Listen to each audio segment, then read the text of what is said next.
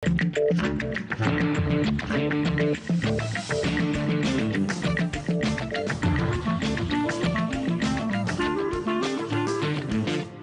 à tous et bienvenue en direct sur les chaînes parlementaires. Nous prenons tout de suite la direction de Creil, dans l'Oise, où François Hollande présente ses vœux aux armées. On l'écoute. Un outil de défense capable de nous permettre de faire face à toutes les menaces. Je dis bien un des rares pays au monde, parce qu'il conjugue une qualité exceptionnelle de matériel, des compétences techniques reconnues, et le professionnalisme de personnel particulièrement bien formé. C'est cette conjugaison d'équipements de qualité, d'hommes et de femmes de haut niveau technique, et également une stratégie et une doctrine appuyées par les moyens budgétaires qui sont accordés à la défense. C'est toute cette conjugaison, cette harmonie qui nous permet d'être un grand pays. Il n'y a pas de grand pays au monde qui ne soit doté d'un outil de défense. Et j'ai pu, une nouvelle fois, en venant ici à Creil, en faire la vérification.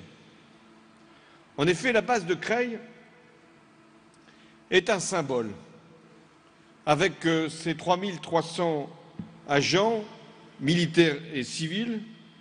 Elle regroupe des unités qui concourent aux 3 missions fondamentales définies par le livre blanc de la défense. La première de ces missions, c'est la protection de notre territoire, la sécurité de nos compatriotes. Cette protection, elle est assurée par la permanence opérationnelle et notamment avec l'escadron des Cigognes. La seconde mission, c'est l'intervention, avec ici des escadrons de transport, Vercors, Ventoux, Estérel, qui s'illustrent particulièrement ou se sont illustrés au Mali et en Centrafrique. L'intervention, c'est la capacité de nous projeter à l'extérieur et de pouvoir ou sauver des populations, c'est le cas en Centrafrique, ou de lutter contre le terrorisme, c'était le sens de l'opération au Mali. Enfin, la dernière des missions, c'est la dissuasion. Et là encore, la base de Creil, avec le centre opérationnel des forces aériennes stratégiques de Taverny, y répond. Vous êtes, si je puis dire, une synthèse, un résumé de ce que nos forces armées doivent accomplir. J'associe une fonction majeure et insuffisamment soutenue dans le passé. C'est la fonction de renseignement, avec la direction du renseignement militaire, mais aussi le Centre militaire d'observation par satellite et le Centre national de ciblage, dont j'ai pu apprécier le rôle avec la base de défense de Creil dans le soutien de nos opérations extérieures. Pour répondre à ces exigences du renseignement, au-delà de la discrétion et du secret, il y faut des matériels de plus en plus sophistiqués et en même temps des personnels de mieux en mieux formés pour décrypter ce que le renseignement, les images peuvent renvoyer. Et là aussi, vous êtes dans l'excellence. Mais au-delà de la base de Creil, je tiens à m'exprimer à l'ensemble des armées, des militaires comme des personnels civils, pour vous dire toute la satisfaction qui est non seulement la mienne, mais celle de la nation tout entière, représentée ici par les élus, devant l'efficacité dont vous avez pu faire preuve toute l'année dernière et qui sera encore au niveau de l'excellence cette année. À chaque fois que, comme chef des armées, j'ai fait appel à vous, vous avez répondu dans des conditions exceptionnelles de réussite. Et c'est une grande fierté pour le chef de l'État, mais pour le pays tout entier. J'ai pu, à plusieurs occasions, depuis que j'occupe cette fonction, vérifier moi-même la qualité de nos armées.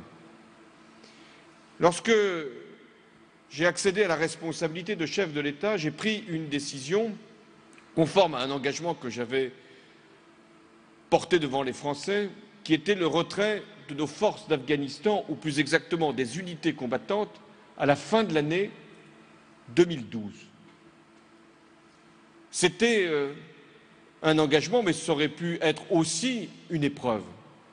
Et ça a été une prouesse militaire, technique, car le retrait s'est fait d'abord en parfait accord avec nos alliés, en lien avec les autorités de l'Afghanistan, mais surtout dans des conditions de préparation qui nous ont permis non seulement de sortir nos matériels, et il y en avait beaucoup, et aussi nos personnels, sans qu'il y ait la moindre difficulté, je veux dire par là, sans que nous ayons à subir quelque perte que ce soit.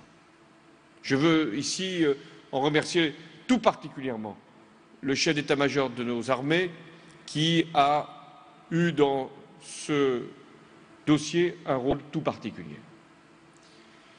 Aussitôt étions-nous sortis d'Afghanistan avec nos forces combattantes que j'étais amené à solliciter nos armées pour nous engager au Mali. C'était le 11 janvier et nous étions confrontés, ou plus exactement, le Mali était devant une agression venant de terroristes qui déjà occupaient le nord de ce pays. Il nous fallait à la fois arrêter l'offensive et permettre la reconquête.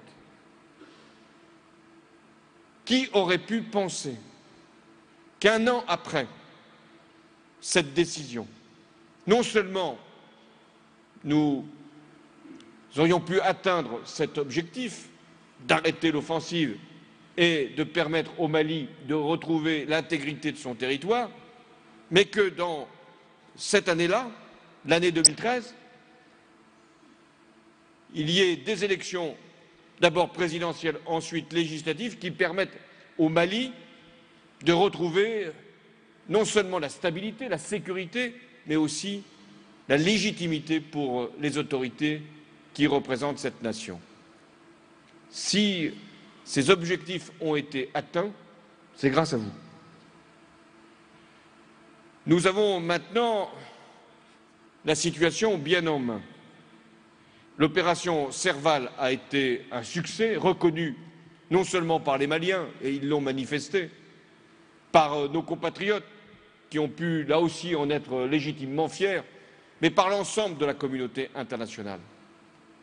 Et chaque fois que je suis reçu au nom de la France, en Afrique, mais bien au-delà de l'Afrique, tous les chefs d'État ou de gouvernement me rappellent combien notre intervention a pu être utile. Utile pour le Mali, utile pour le Sahel, utile pour la lutte contre le terrorisme, utile pour la sécurité et la paix dans le monde. Vous avez ainsi contribué à fortifier encore l'influence de la France. Au Mali, l'essentiel de la mission est accompli. Le ministre y était il y a encore quelques jours, je devrais dire quelques nuits, parce que c'était celle de la Saint-Sylvestre.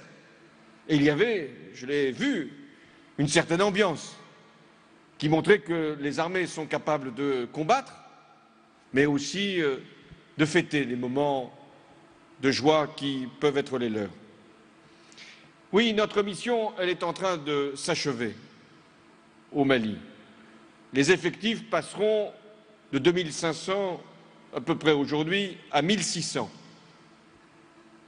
au milieu du mois de février, puis déclineront jusqu'à 1000, ce qui sera le niveau nécessaire pour faire face à toute menace qui pourrait ressurgir, car les groupes terroristes sont encore présents, au moins dans la région. Mais là aussi, aussitôt en avions terminé au Mali, que la situation en Centrafrique appelait une nouvelle fois notre intervention. En Centrafrique, ceux qui ont de la mémoire, et il y en a ici, savent que les forces françaises ont toujours été de multiples façons présentes dans ce pays. Et encore au mois de mars, lorsque un coup d'État, un coup de force, a écarté un président qui lui-même était venu dans un coup d'État au pouvoir pour installer un autre à Bangui, nos soldats qui étaient dans l'opération Boali ont dû déjà, et c'était au mois de mars, assurer la sécurité, au moins celle de nos ressortissants, car nous en avions et nous en avons encore en Centrafrique.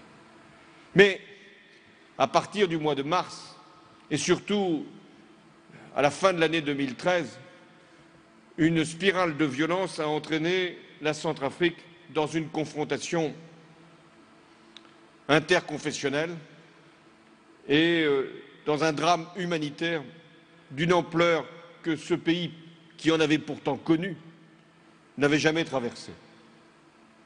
C'est pour cette raison que j'ai décidé l'opération Sangaris. C'était le 5 décembre dernier. C'est-à-dire une fois que le Conseil de sécurité, c'était le jour même, s'était prononcé pour nous fournir le cadre légal sur le plan international pour nous permettre de venir au secours d'une population qui vivait des exactions et des massacres. Nous ne sommes pas venus seuls en Centrafrique, puisque les Africains, dans le cadre de la force MISCA, y étaient déjà présents et ont eu à renforcer leurs effectifs. Depuis un mois, j'allais dire un mois seulement, 1600 soldats français conduisent avec les Africains une mission périlleuse dans son exécution, mais claire dans ses objectifs. Quels sont-ils? Rétablir la sécurité, d'abord à Bangui et dans l'ensemble de la Centrafrique, qui, je le rappelle, est un pays grand comme la France et la Belgique réunies. Ensuite, éviter de nouveaux massacres. Avant même que nous soyons intervenus, au moins 1000 Centrafricains avaient été assassinés, et parfois des femmes et des enfants. Depuis, il y a encore des exactions, mais sans commune mesure avec ce qui était avant notre présence. La troisième mission que nous avons à accomplir, c'est de permettre l'accès de l'aide humanitaire. Chacun sait qu'autour de l'aéroport de Bangui, il y a des dizaines de milliers de personnes qui se sont réfugiées là parce qu'elles ne savent pas où aller pour se protéger et qui espèrent là, ce qui n'est d'ailleurs pas sûr, avoir un peu plus de sécurité que dans leur propre quartier. Ce qui crée une situation humanitaire tout à fait difficile. Et là encore, ce sont nos soldats, et soyons-en fiers, qui permettent à cette population de survivre, tout simplement. Certains, il y en a toujours, et c'est bien légitime, s'interrogent sur le bien fondé de cette intervention, d'autres sur la durée. D'ailleurs, c'est assez classique, chaque fois qu'il y a une intervention, on se demande quand est-ce qu'elle va finir, alors même qu'elle n'a pas commencé. Et on voudrait, et je comprends parfaitement cette réaction, en terminer le plus vite possible. Et c'est d'ailleurs notre intention. Mais pour ceux qui ont encore des doutes sur la raison qui justifie la présence de vos camarades que j'ai rencontrés avec le ministre de la Défense ces derniers jours, et dans un moment qui était particulièrement douloureux, puisque 2 d'entre eux venaient, hélas, de décéder. Oui, quelle est la raison de notre présence? C'est tout simplement de répondre à des questions simples. Quelle serait aujourd'hui la situation en Centrafrique si la France était restée indifférente à la dérive de ce pays, dans une région l'Afrique centrale qui est déjà en grand désordre, le Sud-Soudan, la République démocratique du Congo, et tant de mouvements rebelles qui se réfugient, y compris en Centrafrique. Oui, quelle serait aujourd'hui l'ampleur des exactions, des massacres, si la France était restée les bras croisés, alors qu'elle a des forces, elle est la seule nation extérieure à l'Afrique à en avoir, à côté de la Centrafrique, puisque nous sommes présents au Gabon et au Tchad. C'est-à-dire, nous aurions été à côté, nous aurions assisté à ces catastrophes et nous aurions attendu que d'autres viennent agir à notre place? Non. Il fallait que nous puissions être là avant qu'il ne soit trop tard. Car ce serait en milliers de morts aujourd'hui que l'on compterait les victimes de cette tragédie.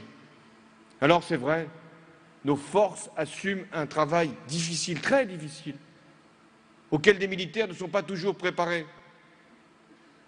Les militaires, ils cherchent un adversaire. Ici, en Centrafrique, il n'y a pas d'adversaire. Il y a des belligérants qui veulent se faire la guerre entre eux, des groupes armés qui veulent garder leurs moyens de destruction pour aller chercher querelle à leurs voisins. Alors on demande à des militaires de s'interposer, de désarmer, et c'est ce qu'ils font. Et je veux ici leur apporter une nouvelle fois, non seulement mon soutien, mais surtout ma reconnaissance. Il y aura dans quelques semaines des décisions importantes qui seront prises en Centrafrique, pour la Centrafrique. D'abord, l'Europe s'impliquera davantage. Un Conseil des ministres des Affaires étrangères européens est prévu le 20 janvier. Et ces ministres décideront des moyens à accorder pour que l'Europe soit présente, pour que le drapeau européen soit également planté là, en Centrafrique, en soutien humanitaire, puisque c'est de cela que l'Europe doit essentiellement se préoccuper. Il y aura aussi des décisions qui seront prises dans le cadre des Nations unies pour que ce qui est aujourd'hui une force africaine, avec l'opération Sangaris, devienne une opération de maintien de la paix. Ça prendra du temps, parce qu'il y a des règles, il y a des étapes à franchir. Alors, durant cette période, nous devrons être là, avec les Africains, dont la présence va également être renforcée. Nous devons laisser les Centrafricains et les Africains décider de l'avenir politique de ce pays. Des autorités provisoires qui ont à prendre des décisions pour, à terme, oui, je dis bien à terme, là aussi, préparer des élections et assurer une transition démocratique. Pas facile à dire en Centrafrique quand il n'y a plus d'État, quand il n'y a plus d'ordre, quand il y a ces violences, que d'imaginer qu'il puisse y avoir des élections. Et pourtant, c'est bien ce que nous vous avons à chercher aussi, en Centrafrique comme partout ailleurs. C'est bien que les démocraties ensemble puissent agir ensemble, se prémunir ensemble contre les menaces de demain. C'est pourquoi je suis attaché à l'Europe de la défense. Mais, en même temps, la France doit jouer son rôle. Et c'est la raison pour laquelle elle a déployé d'importants moyens militaires en Afrique. J'en ai beaucoup parlé devant vous, mais aussi dans la zone Antilles-Guyane, où nous avons également des missions à accomplir, ou en océan Indien. La France, elle a à agir chaque fois que ses intérêts sont menacés. La France, elle agit avec ses alliés, ses partenaires, et notamment européens. La France, elle agit toujours dans le cadre de la légalité internationale. Sa démarche, elle est fondée sur le droit.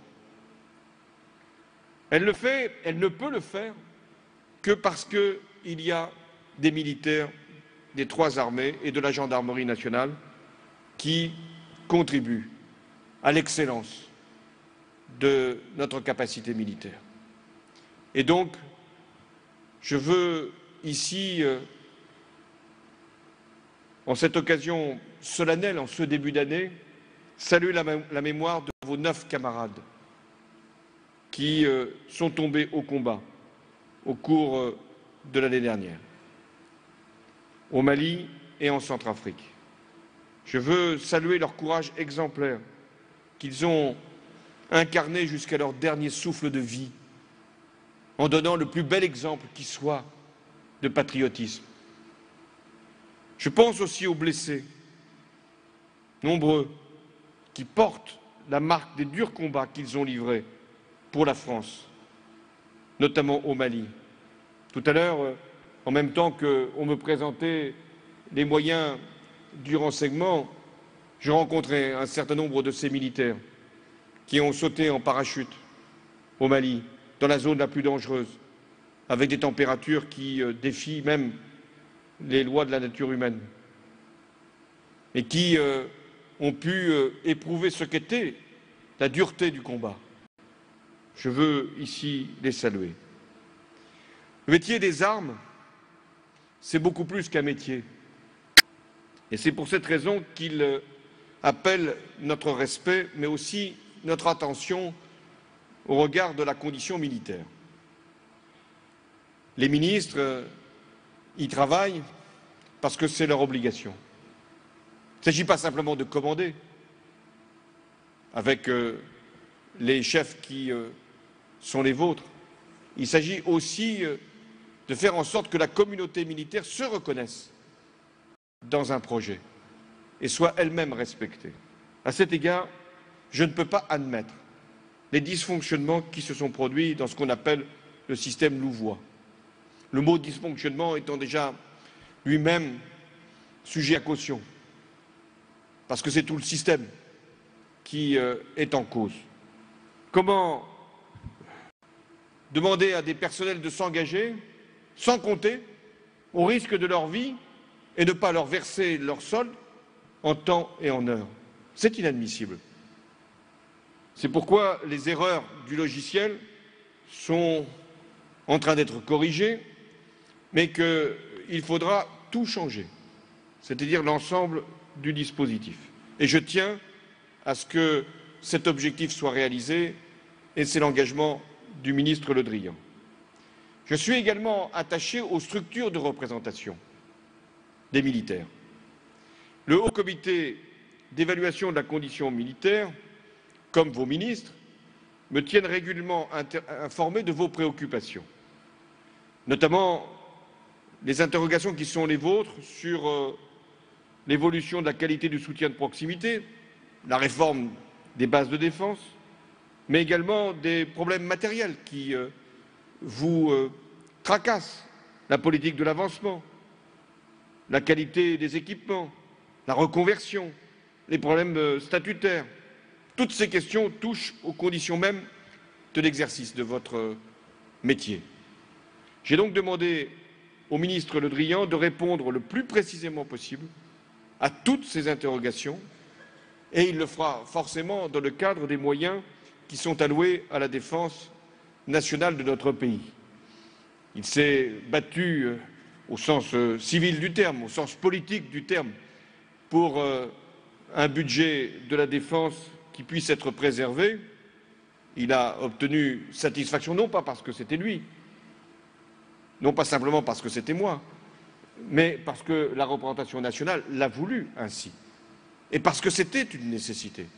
Chacun connaît les difficultés que nous rencontrons sur le plan budgétaire, la nécessité de diminuer même la dépense publique si on ne veut pas solliciter le contribuable. Il y a une tendance à toujours penser que ce sont les autres qui doivent faire l'effort.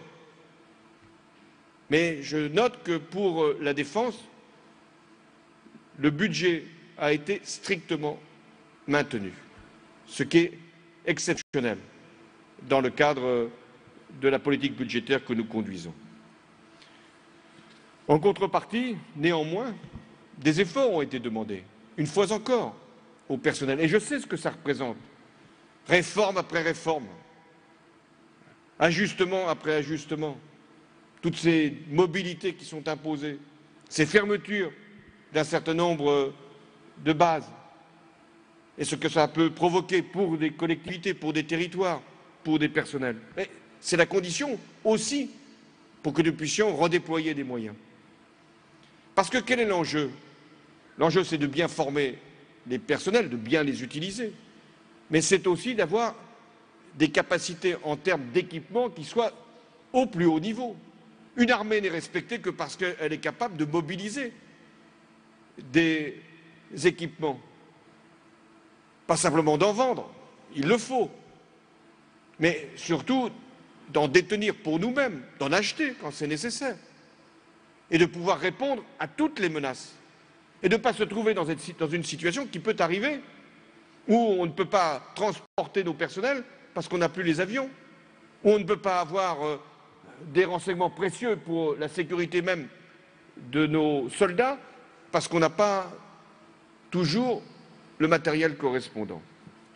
Et c'est la raison pour laquelle nous avons veillé, et moi en particulier, à ce que nous puissions renouveler un certain nombre d'équipements. L'entrée en service de l'avion A400M, qui a d'ailleurs effectué sa première mission opérationnelle en livrant 22 tonnes de matériel, fin décembre au Mali. L'armée de l'air a reçu 2 drones Reaper qui participeront à la fonction stratégique de l'anticipation et de la connaissance. De la même manière, et j'ai été sensible aux programmes qui m'ont été présentés pour le renseignement, mais qu'il convient aussi de renouveler, c'est MUSIS et CRS qui ont été notifiés il y a 3 semaines et qui, bien sûr, se mettront en place progressivement. Ils représentent la nouvelle génération de satellites d'observation optique et électromagnétique. Et puis, il y a d'autres modernisations, je ne vais pas les citer toutes, mais il y a le remplaçant du missile Milan, il y a le volet véhicule du programme Scorpion. Pour la marine, 2014 sera l'année de livraison des 60 premiers missiles de croisière, qui représentent un véritable bond stratégique. Je ne sais pas d'ailleurs si un missile peut faire un bond stratégique, mais enfin, c'est ce qui m'est présenté. Il y a le nouveau standard du Rafale, qui vaudra aussi bien pour la marine que pour l'armée de l'air, à l'instar du nouvel avion ravitailleur multirôle. Voilà ce qui aussi permet à la France non seulement de pouvoir intervenir, non seulement de pouvoir moderniser sa dissuasion, mais aussi de pouvoir être respecté. Nous sommes prêts, et je l'ai encore affirmé au Conseil européen, c'était en décembre, à partager avec nos partenaires européens un certain nombre de matériels, pour des raisons budgétaires sûrement, pour des raisons aussi d'opérationnalité, pour pouvoir agir ensemble. Il y a encore quelques réticences. Il y en a qui veulent faire seuls, qui n'en ont pas nécessairement les moyens, même s'ils nous font la leçon. Il y en a d'autres qui ne veulent pas faire du tout, alors qu'il faut bien aussi assurer collectivement la défense. Il y en a d'autres qui ont des intérêts industriels, et c'est bien légitime. Alors, nous devons les convaincre et agir ensemble. Et la France y est prête. La défense nationale, elle concerne tous les Français, et pas simplement ceux qui la servent. Parce que la défense, elle a pour vocation de veiller sur nos intérêts. Elle est l'affaire de tous. Et c'est la raison pour laquelle je suis très attaché au lien entre l'armée et la nation. Ce lien est multiple. Il y a celui que vous représentez. Il y a aussi la réserve, qui est très importante et qu'on ne salue pas suffisamment. Il y a aussi l'information qui doit être donnée aux Français sur leur armée. Et puis, il y a ces moments aussi de souvenirs, ces moments où on parle de la gloire de notre pays, mais aussi de ses épreuves. 2014 sera l'occasion de puiser dans l'histoire des conflits mondiaux pour mieux comprendre les enjeux de la paix aujourd'hui et le rôle des générations successives pour assurer la sécurité du pays. Il y aura d'abord les commémorations du centenaire de la Première Guerre mondiale et le 70e anniversaire de la Libération. Ce seront des moments forts. Des dizaines de pays vont participer à ces événements au cours des 4 prochaines années. Et leur enthousiasme à traverser la planète pour venir ici nous rejoindre pour ces commémorations nous rappellera que sur les champs de bataille de la Marne, sur les côtes de Provence, sur les plages de Normandie, il y a eu aussi des jeunes qui sont venus nous sauver et nous permettre d'être libres.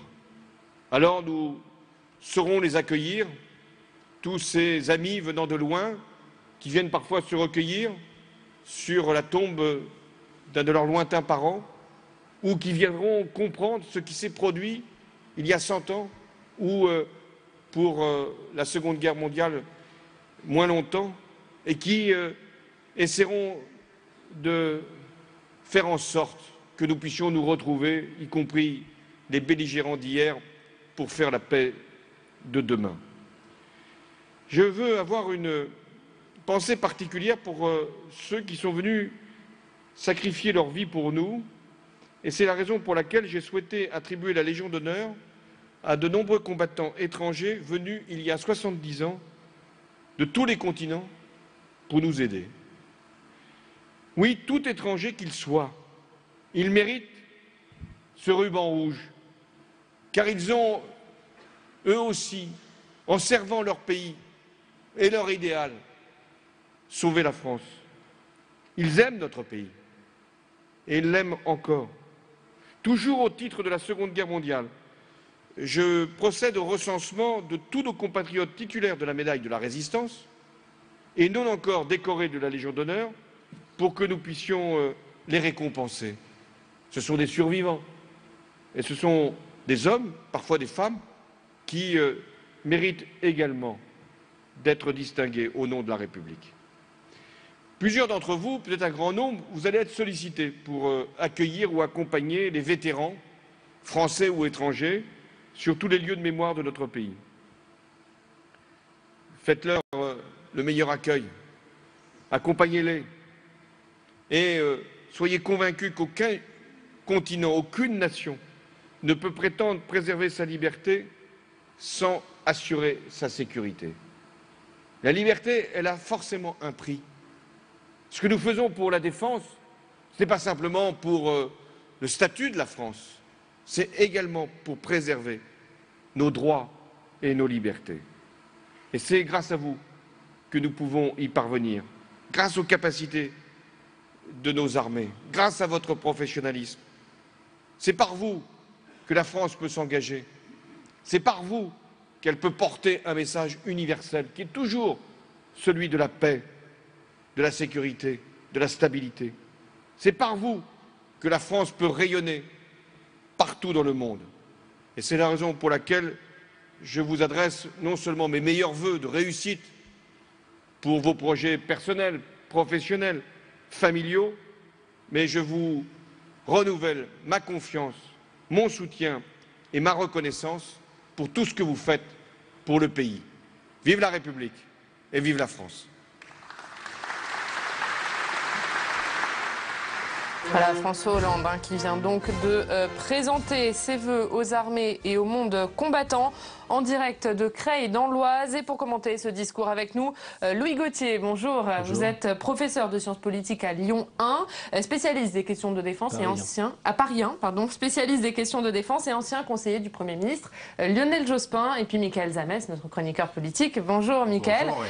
Alors, avant de parler du fond du discours de François Hollande, peut-être un petit mot sur la forme et ce choix de François Hollande de présenter ses vœux devant un Rafale. Oui, ça peut être étonnant. En tout cas, François Hollande transformé en VRP. Il faut dire qu'il faut essayer de le vendre, notre avion. On a eu du mal déjà au Brésil qui nous l'a retoqué.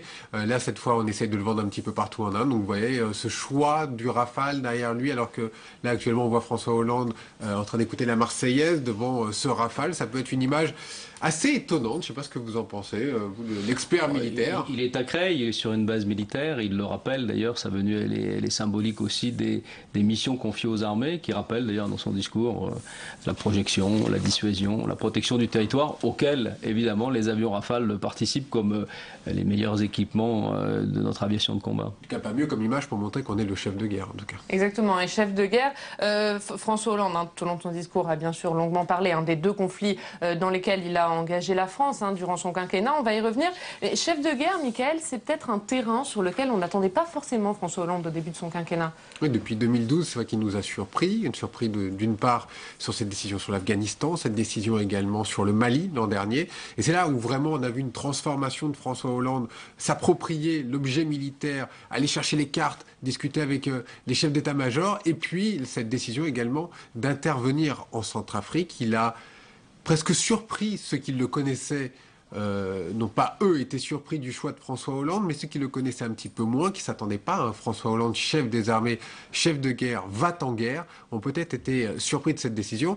Mais ceux qui connaissent aussi François Hollande savent qu'il aime surprendre.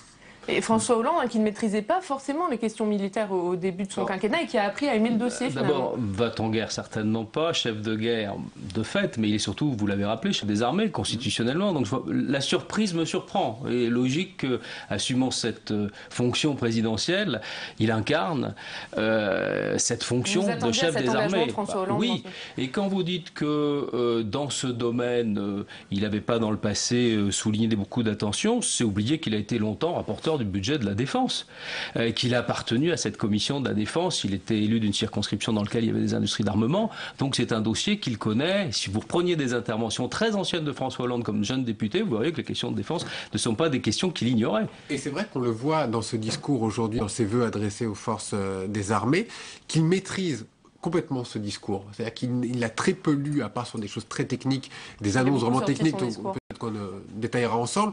Mais c'est vrai qu'il a beaucoup parlé du rôle de la France, de l'état des armées, qu'il connaît aussi très bien. Et puis vraiment, il a rendu hommage aux forces militaires, étant très fier de cette armée. Et le fait qu'il assume complètement sa politique vis-à-vis de l'étranger et vis-à-vis de la France à l'étranger, notamment de la France en Afrique. Oui, moi ce qui me frappe, c'est la maîtrise formelle, qui renvoie aussi à une maîtrise du calendrier, à une maîtrise de ses décisions. Il inscrit en permanence son discours, au départ dans les décisions qu'il a prises en matière de formatage ou de réforme des armées, le livre blanc, la loi de programmation militaire, et puis ensuite le calendrier de sa gestion des opérations extérieures, le retrait d'Afghanistan, le Mali, les décisions d'engagement récentes sur la République centrafricaine. Justement, la maîtrise du calendrier, c'est l'annonce de François Hollande pendant ses vœux. François Hollande qui a détaillé donc le calendrier de retrait des forces au Mali. Des forces qui passeront de 2500 actuellement à 1600 au mois de février, a-t-il dit. Puis ensuite, seulement 1000 soldats pour faire face à la menace. C'est l'annonce de ses vœux, Louis Gauthier. Oui, alors il y a à la fois sur le Mali la réorganisation du dispositif. Il fait aussi dans son discours des différences très nettes entre les deux opérations. Un engagement sécuritaire, la lutte contre le terrorisme au Mali et la nécessité d'une présence, même si on se retire, pour maintenir un dispositif de surveillance des mouvements qui ont causé ce conflit. Et puis l'engagement humanitaire en République centrafricaine avec le rappel malheureusement des nombreux massacres, exactions, difficultés qu'a connu ce pays dans le passé. Et au fond, on le voit bien, en creux de cette intervention sur la République centrafricaine, il y a le démenti de l'enlisement. Il souligne d'ailleurs, beaucoup de commentateurs, à peine au bout d'un mois, commencent à parler d'enlisement. On n'est pas, et c'est là où le contraste avec l'Afghanistan le montre bien, on n'est pas dans une opération dans laquelle ce sont des objectifs militaires qui impliqueraient des risques d'escalade et d'engluement. Là, il le dit, on est dans une logique d'interposition, éviter des massacres, et il le souligne. Si nous n'avions pas été là, qu'est-ce qu'on aurait dit? Et nous avons empêché, en tout cas, une escalade des massacres. Donc, à la fois, il précise bien la nature, les objectifs de la mission confiée à nos armées, et en même temps, il conjure, il élimine, il écarte la crainte du risque de l'enlisement. Voilà, pour Louis Gauthier, il n'y a pas de risque d'enlisement. Michael, ça veut dire que politiquement, l'entrée en guerre en Centrafrique ne risque pas de devenir une épine dans le pied de François Hollande, finalement, dans les mois à venir? Bon, on l'a vu en tout cas dans les sondages, c'est vrai que les Français ne comprenaient pas trop l'intervention française en Centrafrique. On a bien compris qu'il y avait un problème humanitaire, qu'il fallait absolument intervenir. Ça, je crois que tout le monde est d'accord là-dessus. Simplement, c'est vrai que c'est un coût, c'est assez loin. Donc les Français ne comprenaient pas très bien. Il fallait aussi lever les doutes. Et c'est ce que peut-être a essayé de tenter aujourd'hui François Hollande. Il l'avait fait aussi lors de ses vœux télévisés le 31 décembre. Il est possible, en tout cas, qu'il ne faudrait pas que ça dure trop longtemps. Ça, c'est évident. Et François Hollande l'a très bien rappelé également. Il faudra que ça dure le moins longtemps possible. C'est exactement la phrase qu'il a employée, les mots qu'il a employés. Et on imagine aussi que pour les forces armées sur place, il faudra que ça dure le moins longtemps possible. Il ne faudrait pas que ça dure très longtemps. Et puis surtout, est-ce qu'il ne faudrait pas que l'Europe s'engage un peu plus? François Hollande espère que l'Europe s'impliquera davantage. Est-ce que c'est possible? Il y a évidemment, et les Africains aussi. Il y a évidemment l'intention, mais ça, après tout, c'est sur le terrain. C'est une situation quand même extrêmement compliquée, difficile. Il l'a lui-même évoqué dans son discours, où il faut s'interposer, désarmer. On n'est pas dans une mission militaire, où on cherche à obtenir des buts militaires, des buts de guerre. Et donc c'est une opération difficile, c'est une opération qui peut s'inscrire dans la durée, en tout cas dans la durée de la stabilisation d'une situation. Il a appelé un calendrier politique interne avec des élections. Donc ça, je crois qu'il faut pas... il serait trop tôt pour évoquer là une fin anticipée de l'opération. En revanche, là encore, il rappelle un calendrier, ce qui est une forme de rappeler les autres à leurs responsabilités. D'abord, le calendrier européen. Il y a un rendez-vous le 20 janvier, et il met au pied du mur les Européens pour prendre leur part, leur responsabilité dans cette situation, et notamment ces situations d'urgence humanitaire pour lesquelles ils ont pris un certain nombre d'engagements communs à travers les déclarations sur l'Europe de la défense.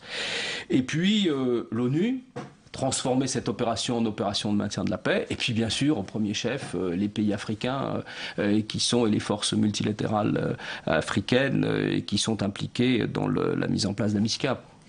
Alors, est-ce que la France, François Hollande, vous l'avez dit, a justifié cette opération? La France ne pouvait pas ne pas intervenir. Cependant, est-ce que la France peut vraiment rétablir seule, ou avec le seul soutien des forces africaines, la sécurité en Afrique? Est-ce que c'est possible? Non. Il y a une phrase qu'avait évoquée j'avais employé Lionel Jospin en 97. Vous vous rendez compte, déjà dans des affaires qui mettaient en cause les problématiques de violence en République centrafricaine, ni interférence, ni indifférence. Je crois qu'aujourd'hui, on est au fond dans une même logique. Pas d'interférence politique, aux Africains de trouver eux-mêmes les issues de la stabilisation politique de ce pays. Les issues régionales, parce qu'il l'a aussi souligné, la situation autour est elle-même périlleuse. On n'a pas parlé du Darfour, du Sud-Soudan, du Congo, etc., où les situations sont aussi troubles et doivent inquiéter la communauté internationale.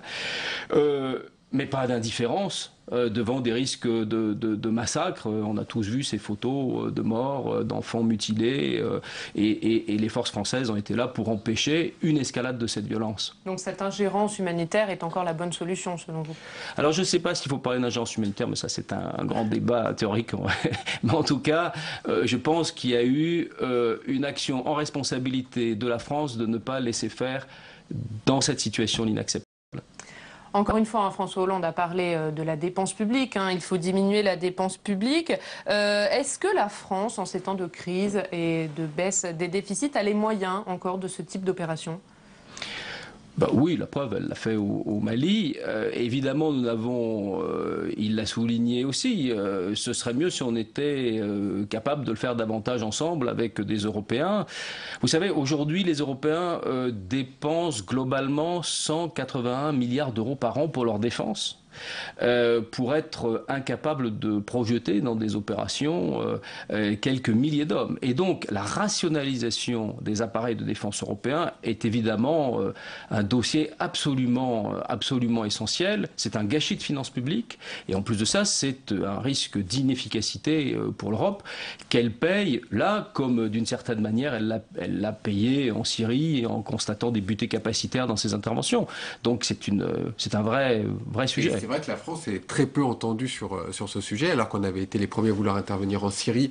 On est intervenu au Mali, et derrière, on se retrouve, on y va tout seul, et puis derrière, il n'y a plus personne. C'est un peu ce qu'avait dit aussi François Hollande il y a peu de temps. Il demande à ce que l'Europe interviennent également. Ça sera certainement l'une des consignes du 20 janvier prochain et une sorte de pot commun où on met l'argent ensemble et finalement pour le dépenser tous ensemble sur le terrain militaire. Pour l'instant, on est très très loin de tout cela, même si c'est voulu de la part de la France. Il y a pour l'instant des pays qui ne veulent pas vraiment en entendre parler, notamment un grand pays comme l'Allemagne qui a un peu de mal aussi à comprendre sur le terrain militaire pourquoi est-ce qu'on est intervenu sur place.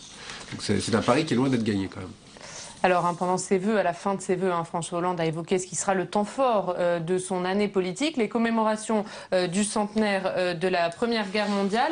Est-ce que ces commémorations, Mickaël, avec la venue de nombreux chefs d'État, ce sera l'occasion pour François Hollande de se représidentialiser?